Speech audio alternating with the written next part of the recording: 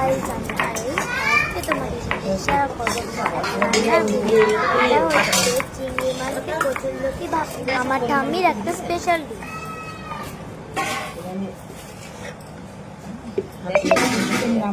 গোলমরিচ, কাঁচা লঙ্কা ও সর্ষেতে অল্প একটু জল দিয়ে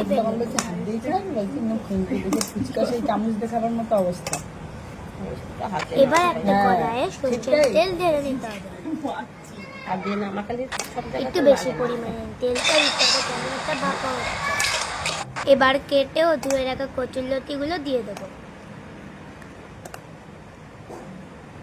বেশি জল দেওয়া যাবে না, বুঝলে তো, অল্প একটু জল দিতে হবে, নাহলে এটা গলে যাবে।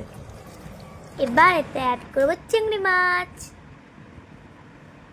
বেটে রাখা কাঁচা লঙ্কা, গোলমরিচ ও সর্ষের পেস্টটা দিয়ে দেবো।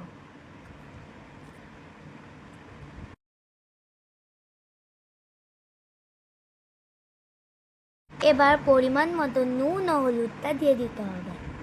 এবার ভালো করে হাত দিয়ে মাখিয়ে নিতে হবে।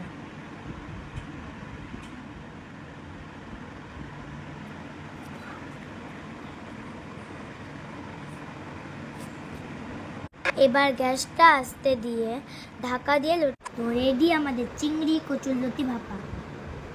তোমরাও বাড়িতে ট্রাই করতে পারো, খুব টেস্টি লাগবে তোমাদের।